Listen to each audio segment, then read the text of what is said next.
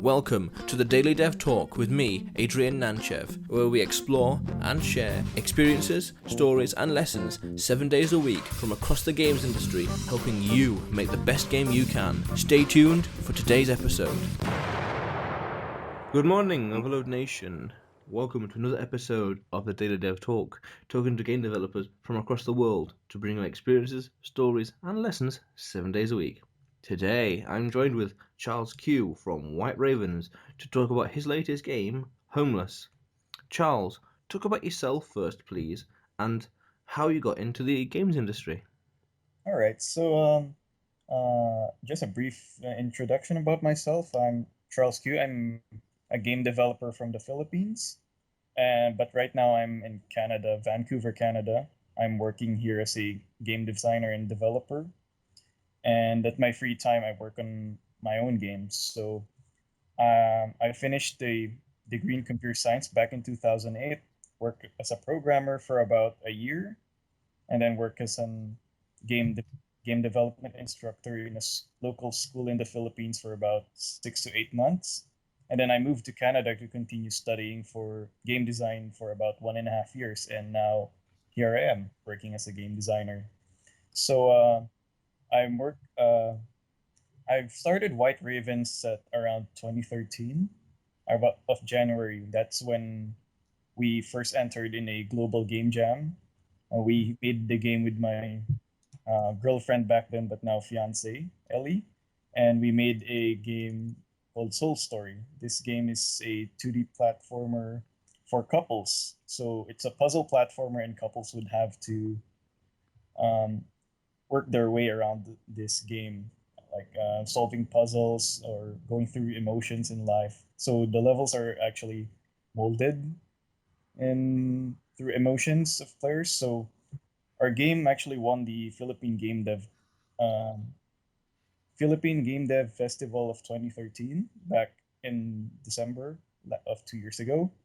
And right now we're just working on like games in our own free time. So another game we made is called Sweet Sabotage. This one is a school project actually that came out from while I'm studying here in Canada, and we had some great mentoring from some instructors in the school as well as we had a few great talented students who helped us out in designing the game. So that one is set to release. Well, we had an Indiegogo for it, by the way. April of 2014, we raised about $3,800. We didn't really reach our goal for funding, but we managed to still go on with the project since we use Indiegogo. And right now we're in the process of manufacturing, so it's really, really exciting for us to get this first commercial board game out. So yeah, and right now we're working on Homeless, the game on our own free time. So the IGMC version is still a very early version of the game, but we're working on fleshing out more details and improving it even further right now. So um, it's pretty challenging too, like working outside my full time job. So yeah, there you go. All right, so tell me about your team. Tell me about White Ravens. Is it just you, or is it a team of two, or how many people, and what's the structure? White Ravens is a two-man team, so it's me and my fiance. I'm usually the one who's doing programming and design, while she does mostly the artworks of the game. So we're a couple game developer working together. Though we don't really have very much. Right now, we're working on games on our own free time. So whenever we can find spare time outside our free time, aside from having great time, like some lovey moments together. Yeah, Hmm. there's but yeah, we just managed to squeeze the game in and just have fun doing it while trying to like support ourselves. And mm, yeah, that's pretty much it. All right, so tell me about your latest game and what you wanted the player to experience.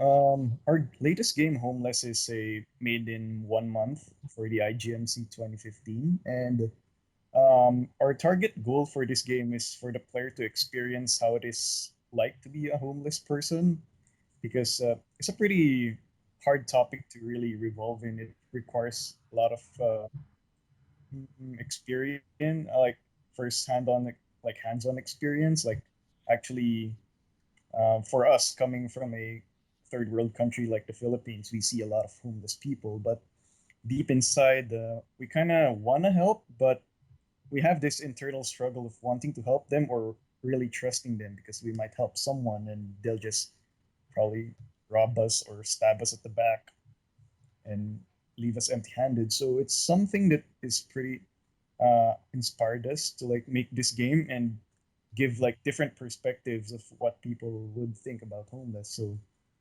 to Mm. answer the question, like our goal is to actually make the player feel the different sides and make them reflect to themselves, like what have I been doing to the homeless people around my environment. Okay, okay. So I'm curious then, when it came to building the game, what was the starting point? Did you start with your own engine, or did you have to create one, or did you just grab one and go, for Um, example?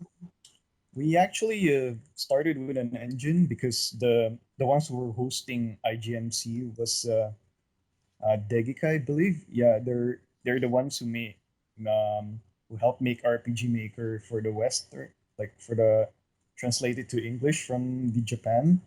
And since they offered like cash prizes for using their engine and as well as a few other sponsored ones, we decided to go with their engine. And from there, they gave the theme, and then we just brainstormed until we came up with that homeless theme. Hmm. When it came to promoting the game, what methods worked and what didn't work so well? Oh, promoting the game, it was what really worked is that it's one technique we use is we actually traded reviews with other people in the forums.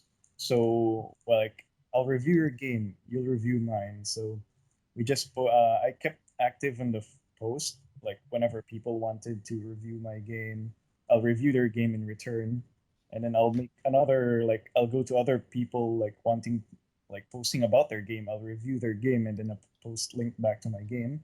That's one way that pretty went well.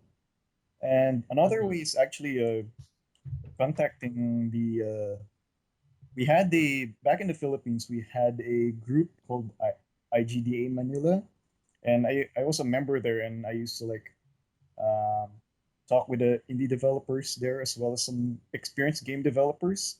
I It's been a while since I've been in touch with them though, but when I posted about the game, I was really surprised that um, the community there was really supportive about the game, and that they actually had connections with some press like How Gamers, like Ian, who wrote about the game, and that way we were able to like get a few more people to try out the game and actually get some actual votes for it. So it was amazing that just having those connections in the industry and taking the time to actually build them is very helpful in the long run. I think this is what made um, the most successful marketing campaign we had for the game. Hmm. Mhm. Okay, so how did you go about getting press attention at all? Press attention. It's also I think it's more of a referral. Like we had something a theme that was pretty very new, and then it caught the attention of some people, and they kind of wanted to write about it. And so I had, I think, about two presses already write about the game. One of someone who rates games in IGMC, and one of them is also yeah, the one who had connections in our game development community back home. So yeah, just having that connections is super helpful. To, like, Okay, so did you get any negative press attention or problems from the fan base, and how did you handle all this?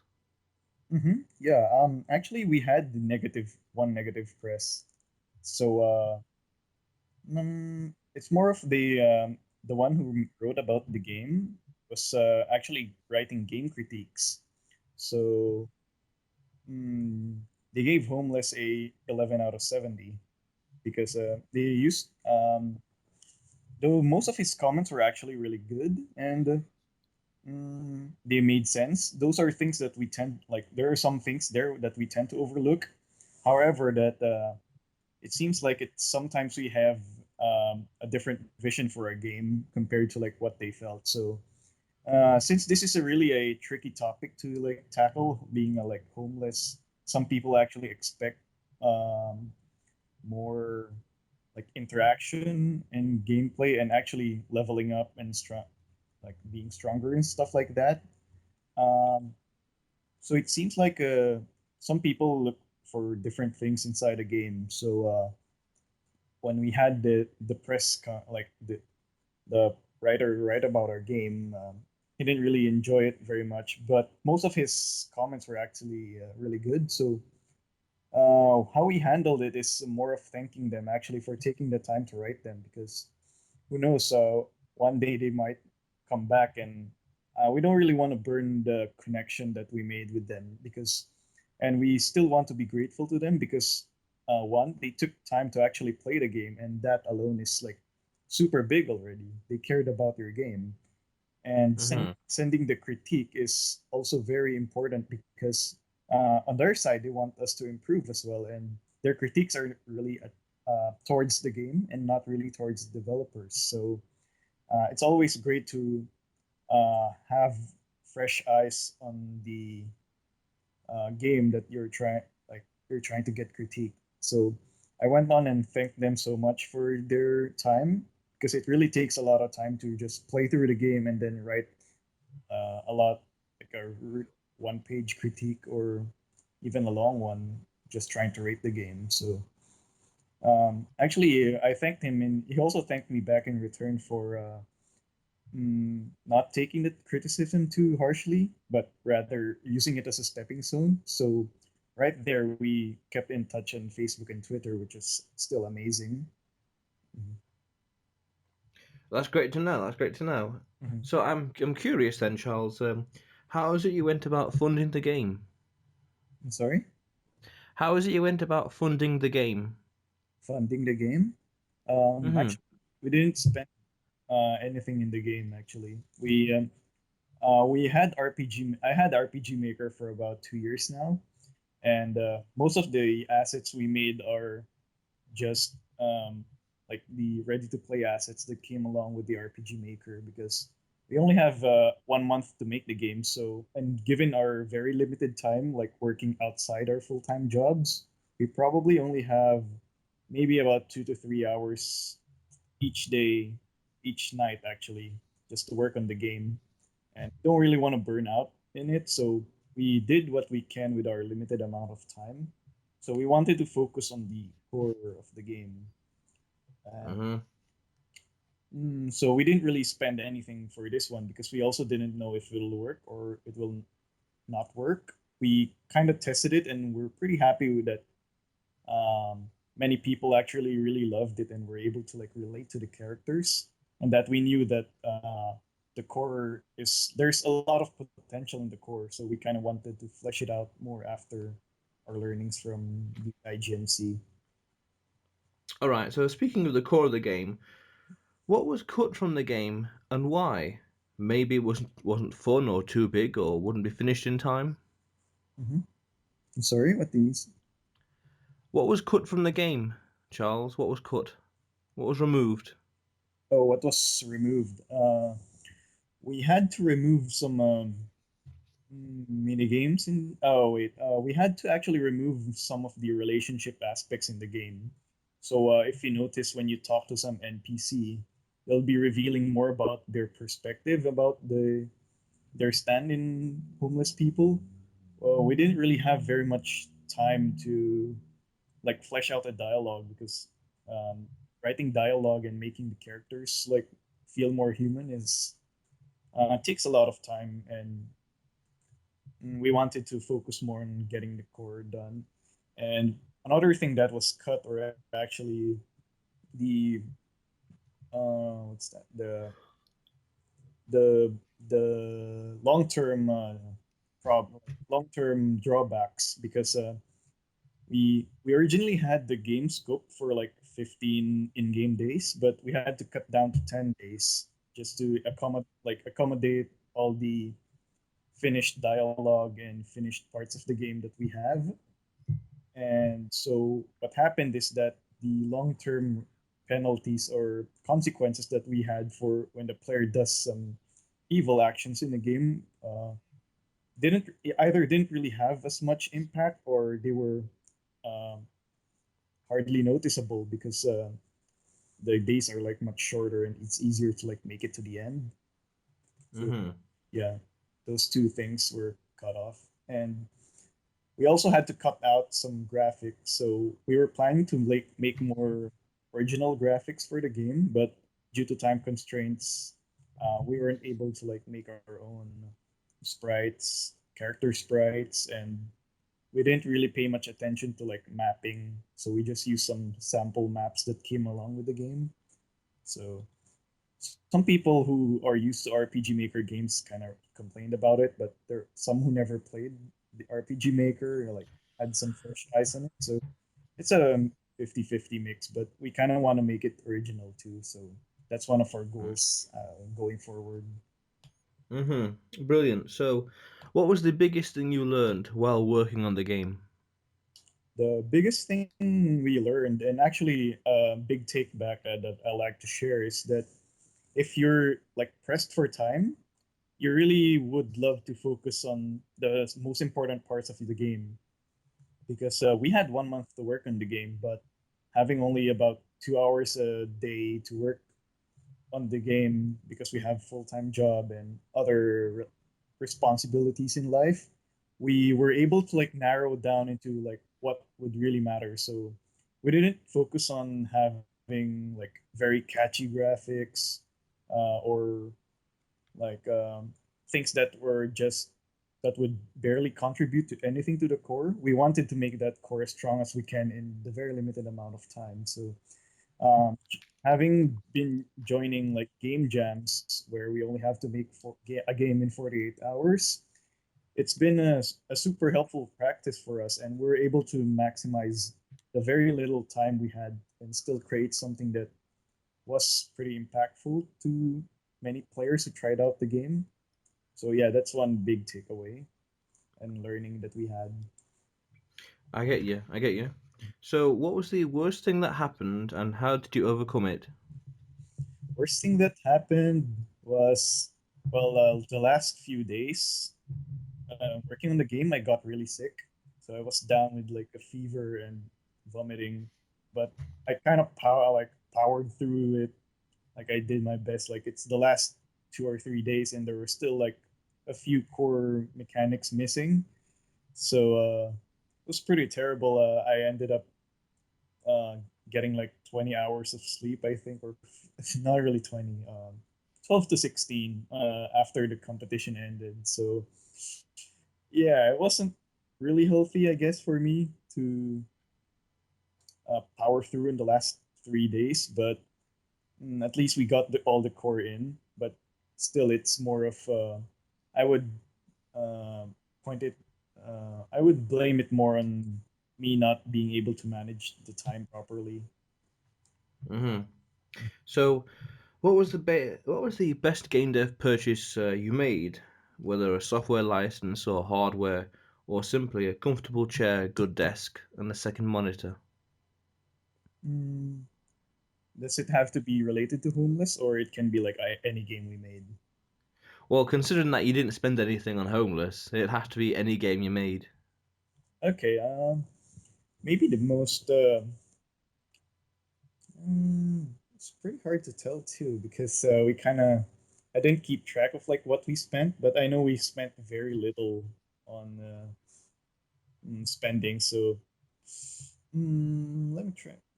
I did remember though buying some assets in the asset store, like really packages that made things go really fast. They were like, I think one that really stood out the most was this tool called the Pro Builder. So we had this, I had the game I made in school, which I also affiliated with White Ravens. It's a 3D game, and we worked with a few students, like few fellow students in school, and we wanted to make a 3D game that involves like running. It's a puzzle stealth game, so from there it's pretty hard because we only have two 3D modelers who are with us like for about 4 hours a week. So having a engine called Pro Builder in Unity, like for only $95, we were able to come up with like a lot of uh, content in the game. Like our level designer was able to pick it up really quick, made some really great blocky prototype levels, while our artists just our 3D modelers and artists just came in and made textures for those walls, and it looked really amazing from there. So that's actually one of the best purchases I've had. $90 for like 50% of a school project. It's actually super big too. And but I've also fallen in the trap of like trying out a lot of Unity asset like engines, and so maybe a suggestion to those listening to this one would be know the game, design the game first, and from there you'll know which tools you'll need. Because we have eventually ended up getting a lot of tools, but most of them like ended up getting wasted because we never used them or it didn't really fit the project. So it's more of like Hmm. just me having fun on my own, playing around with an engine, but I don't know where to put this in my game. Yeah, stuff like I get you. that. Mhm. So, so like in Evernote or Trello, do you have a useful or productivity enhancing software app or website worth sharing? I right now we're using Trello for like communicating with my fiance, like what part is needed. We're able to like make checklist and divide the tasks into categories like art, design, programming, and from there we're actually able to like track all the tasks that we need without worrying about forgetting things.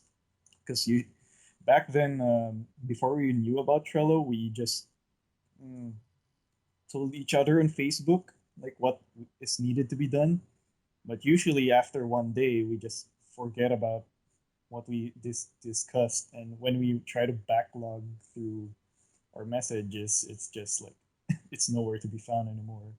So Trello had been like super helpful for us, and for passing images around, we also used Trello actually, or sometimes we use Google Drive for like transferring files around.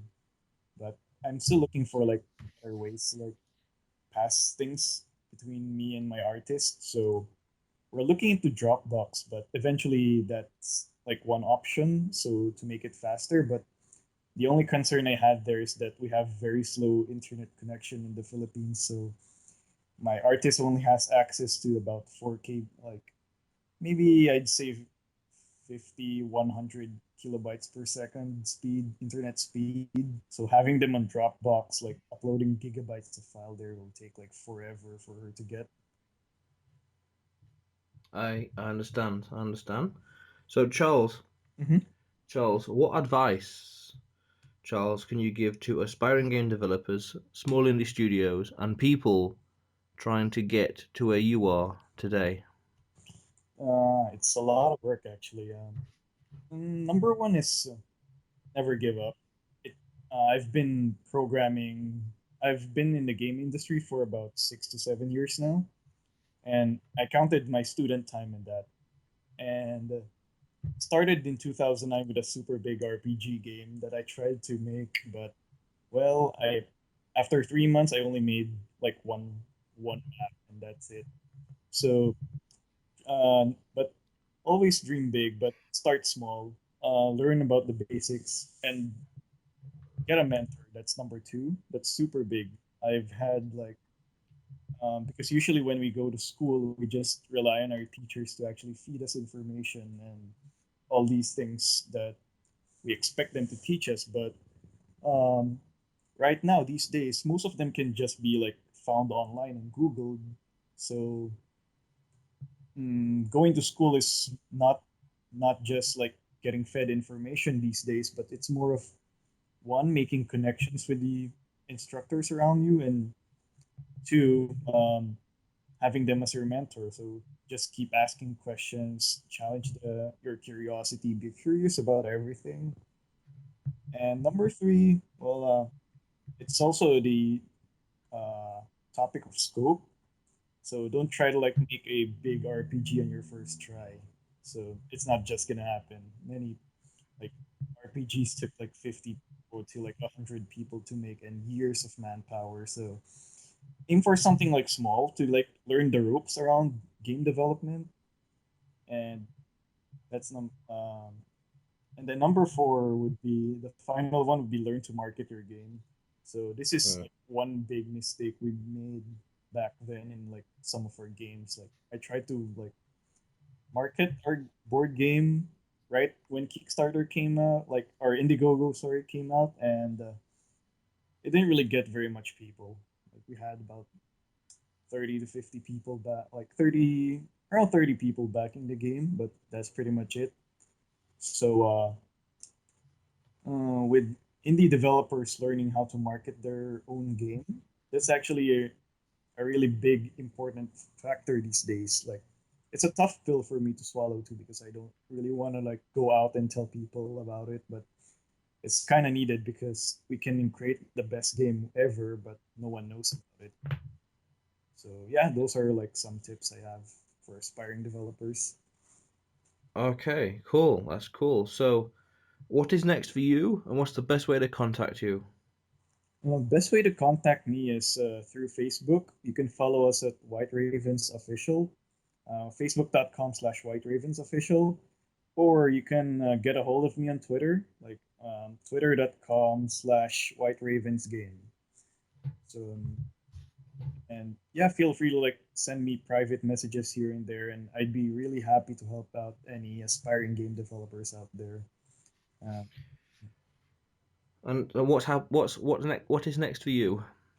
what's next for me is we're gonna continue Homeless. Right now, we are fleshing out the design even more. Like, so we took in all the comments and feedback we received from the players, and now we're trying to expand the game further. So we won't just be having 10 days, but long enough that people will stay invested in the game as well as learn everything that we had in mind that we wanted to teach them about the theme of being a homeless person. So we're also considering whether we'd stick with RPG Maker or Unity, but it'll depend on the final design that we'll come up with. So that is still under question, but we're kind of leaning towards switching to Unity because that'll help the game and our indie group in the longer run. Okay, okay. Well, Charles, it appears we're out of time for this episode of the Daily Dev Talk. It was great talking to you and a lot to learn from. Like this one technique you mentioned earlier about in the reviews, trading reviews between gamers. I think that's a very cool way of networking and getting feedback for the game. Mhm. Yeah, yeah, Uh, mhm. and not necessarily buying all the tools you think you may need Yeah, when it comes to making a game, only to then realize you don't need more than half of them. yeah, that's true. Some cool lessons here. Mhm. So I wish you well in future endeavors. Yeah, thank you so much, Adrian. Yeah. Mhm. So stay tuned, Overload Nation, more videos to come. Thanks for listening to today's episode of the Daily Dev Talk with me, Adrian Nantchev. If you are a game developer that wants to get your name and game out there and to share your experiences and stories, or you have feedback or opinions of the show, then contact me at info@gameoverload.co.uk. That's info@gameoverload.co.uk. Stay tuned for tomorrow's episode, more to come.